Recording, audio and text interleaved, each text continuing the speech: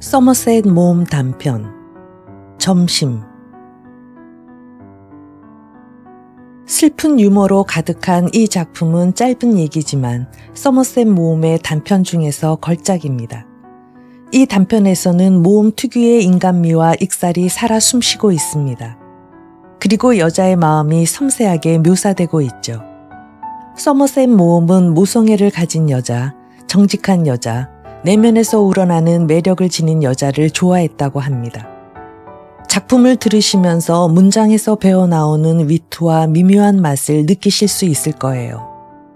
그의 대표작 달과 육펜스, 인간의 굴레 중에서 한 작품을 올해 내로 읽도록 노력해 보겠습니다.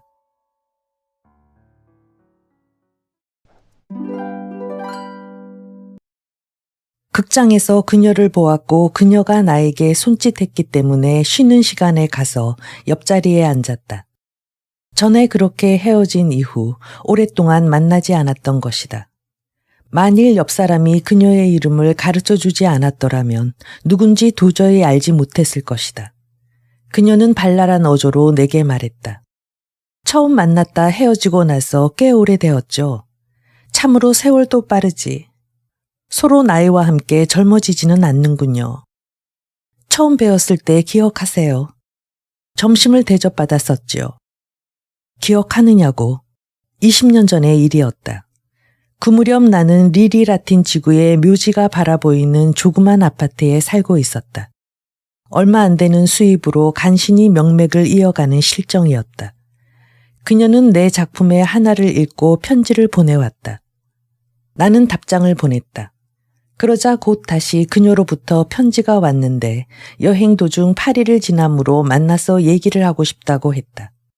다만 시간이 한정되어 있어서 목요일에만 사정이 허락되며 오전 중으로 룩셈부르 공원으로 갈 테니 만일 괜찮으시다면 그 뒤 포아이오에서 점심을 대접받을까 한다는 것이었다. 포아이오란 프랑스의 상원 의원들이 잘 가는 가게로 도저히 나 같은 가난뱅이는 엄두도 못 낼 곳이었다. 한번 들어가 볼까 어쩌고 하면서 만용을 부려본 일조차 없는 곳이었다. 그러나 나는 그녀의 편지로 흥분해 있었고 아직 젊었기 때문에 여성에게 안 된다고 할 수 있는 배짱도 없었다. 말이 났으니 말이지만 여성에게 안 된다는 대답을 할 수 있는 사람은 이미 늙어서 무슨 소리를 해도 여성에 대해 마음이 없게 된 뒤의 일로서 그 이전에는 거절하는 사람이 거의 없다. 내게 금화로 80프랑이 있었다. 이곳으로 이달 한 달을 살아가야만 하는 것이다. 가벼운 점심이라면 한 15프랑이면 될 것이고 나머지 2주간 커피를 마시지 않으면 어떻게든 해결이 되겠지. 그래서 목요일 12시 반에 포아에요에서 기다리겠습니다. 라는 답장을 냈다. 그녀는 생각했던 것보다는 젊지 않았다. 몸맵시는 매력보다도 압박감을 느끼게 하는 것이었다. 사실상 그녀는 40이었고 40이란 상당히 매력적인 나이였지만 첫눈에 정열이 불타오를 만한 나이는 아니다. 희고 큰 고은이가 불필요하리만큼 많다는 인상을 내게 주었다. 그녀는 말이 많은 편이었다. 그러나 아무튼 내게 관해서 얘기하고 싶은 눈치이므로 나는 귀를 기울여 들을 수밖에 없었다. 메뉴를 보았을 때 나는 가슴이 철렁했다. 내가 걱정한 이상으로 훨씬 비싼 요리뿐이었다. 그러나 그녀는 나를 안심시키려는 듯이 말했다. 나 점심에는 아무것도 먹지 않아요. 아니, 그런 말씀 마세요. 나는 허세를 부렸다. 나는 딱 한 가지밖에 먹지 않기로 했어요. 요즘 사람들은 대체적으로 너무 많이 먹어요. 그렇군요. 생선을 조금 청할까요? 이 집에 연어 있을까요? 사실 아직은 연어철이 일렀고 메뉴에도 없었지만 웨이터는 물어보고 왔다. 네, 아주 좋은 연어가 방금 들어왔습니다. 천물이지요. 라는 대답이었다. 나는 손님을 위해 그것을 주문했다. 웨이터는 연어 요리가 준비될 동안 뭐 간단한 거라도 하고 그녀에게 물었다. 아니요, 나는 딱 한 가지밖에 먹지 않기로 했어요. 하지만 캐비어가 아주 조금 있다면 별도지만요. 캐비어라면 문제없어요. 나의 마음은 침울해졌다. 캐비어는 너무 비싸 엄두도 낼 수 없다는 것을 알고 있었기 때문이다. 그러나 그녀에게는 그런 말을 도저히 할 수 없었다. 아, 그걸 빨리 가져오게 하고 웨이터에게 말했다. 그리고 나는 메뉴에서 가장 싼 요리로 골랐다. 그것은 양갈비였다. 살코기를 드시다니 좋은 일이 못 돼요. 갈비 같은 위에 부담을 주는 것을 드신 뒤에 어떻게 일을 하세요? 위에 지나치게 부담을 주는 것은 찬성할 수 없어요. 그런데 다음은 음료수였다. 나 점심에는 아무것도 마시지 않기로 했어요. 나도 그렇습니다. 하고 나는 얼른 대답했다. 다만 백포도주만은 별도지만요. 하고 마치 내가 아무 말도 하지 않은 듯이 말을 계속했다. 프랑스 백포도주는 참으로 부드럽고 소화에 굉장히 좋아요. 무엇을 드시겠습니까?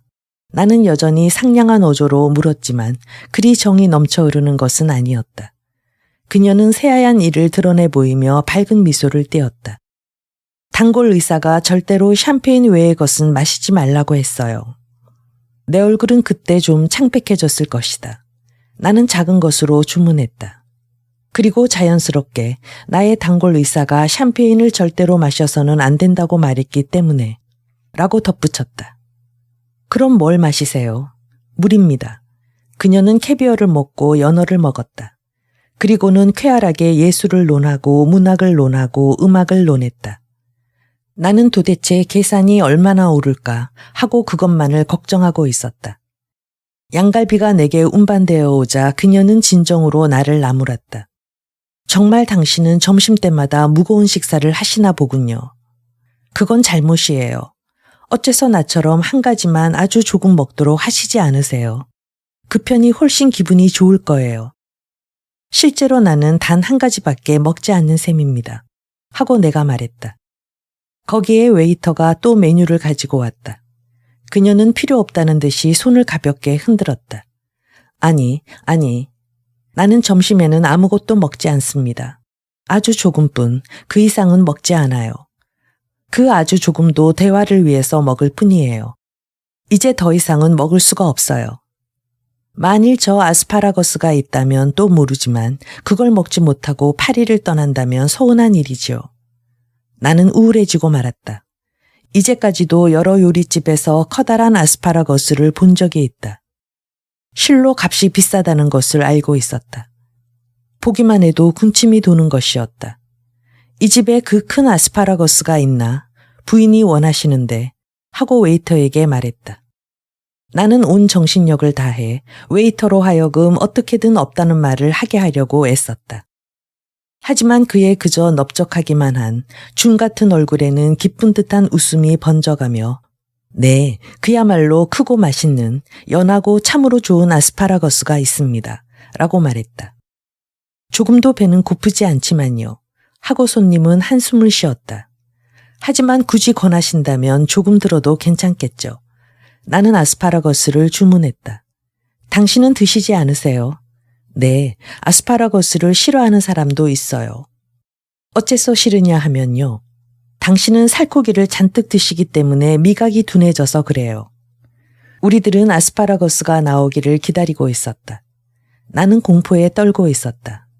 이미 이렇게 되고 보면 월말까지의 생활비가 몇 푼이나 남을까 하는 그런 얘기가 아니다. 이곳의 계산이 모자라느냐가 문제였다. 10프랑이 모자라서 손님에게 빌리는 꼴이라도 된다면 그 이상의 지옥이 없을 것이다. 도저히 그럴 수는 없다. 지금 수중에 얼마가 있는지는 알고 있으니까 만일 계산서가 그 이상일 때에는 주머니에 손을 놓고 소리치며 일어나 돈을 잃었다고 하자. 만일 그녀도 지불을 못한다면 체면이 말이 아니겠지만 뭐 도리 없이 시계를 맡기고 나중에 갚으러 오겠다고 해야지. 아스파라거스가 나왔다. 참으로 크고 싱싱하고 입맛을 돋구는 것이었다. 녹은 버터 냄새가 내 코를 자극했다. 마치 경건한 세민이 구운 곡물의 냄새로 여호와의 코가 자극되듯이 그리고 이 능글맞은 부인이 크고 육감적인 입 가득히 차례로 집어삼키는 것을 가만히 바라보면서 신뢰가 되지 않도록 바르칸 지방의 갈등의 현상에 대해 말했다. 그녀는 간신히 다 먹어치웠다. 커피로 하시겠습니까? 하고 나는 물었다. 네, 아이스크림과 커피만으로 좋게요. 이제 될 대로 되라다.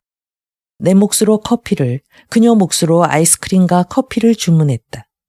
나는 한 가지 신념을 갖고 있어요. 하고 그녀는 아이스크림을 먹으면서 말했다. 좀 더 먹을 수 있을 때 식사를 그만하는 거예요. 아직도 배가 덜 찼습니까? 나는 힘없이 물었다. 아니, 그렇지 않아요. 아시다시피 나는 점심을 먹지 않기로 하고 있으니까요. 아침에는 커피 한 잔, 그리고 저녁 식사. 낮에는 딱 한 가지만을 먹기로 하고 있어요. 당신이 보시다시피. 아, 그렇습니까? 그때 대단한 일이 일어났다.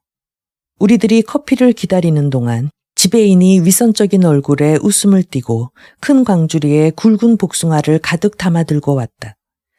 복숭아는 순정스러운 처녀의 수줍음 같은 빛을 띠고 그리고 이탈리아의 풍요한 풍경 같은 색조를 띠고 있었다. 하지만 지금이 복숭아 철일 턱이 없었다. 얼마나 비싼가는 신만이 알 것이다. 실은 나도 조금 뒤에야 알았던 것이다. 그것은 나의 손님이 얘기를 계속하면서 자연스럽게 복숭아를 한 개 집었던 것이다. 거 보세요. 그처럼 살코기를 많이 드시니까. 아, 가엾은. 내 조그만 접시에 양갈비요. 다른 건 한 입도 더 들지를 못하잖아요. 나처럼 아주 가볍게 하면 이처럼 복숭아를 맛있게 감식할 수 있어요. 계산서가 나왔다. 그것을 지불하고 나니 팁도 제대로 줄 수 없는 돈밖에 남지 않았다. 그녀는 순간 내가 급사에게 내어놓은 3프랑의 시선이 갔다. 분명 나를 째째한 사내라고 했겠지. 하지만 나는 레스토랑을 나왔을 때 앞으로 월말까지는 여러 날이 남았음에도 호주머니엔 한 푼도 남아있지 않았던 것이다. 나를 본받아서 점심에는 오직 한 가지만 드셔야 해요. 그녀는 악수를 하면서 말했다. 아니, 나는 좀 더 모범적이고 싶어요. 나는 서슴없이 말했다. 오늘 밤엔 한 입도 먹지 않겠어요. 어머, 유머도 대단하셔. 그녀는 택시에 오르면서 쾌활하게 소리쳤다. 정말 유머가 풍부하신 분이군요. 하지만 이제 비로소 나는 그녀에게 복수할 수가 있었다. 원래 나는 복수심이 강한 사람은 아니지만 영원 불멸의 신도 이 문제에 손을 대고 계시는 이상 내가 이 결과를 만족스럽게 생각한데도 그리 나쁘지도 않을 것이다. 지금의 그녀는 체중이 131kg하고도 250g이었다.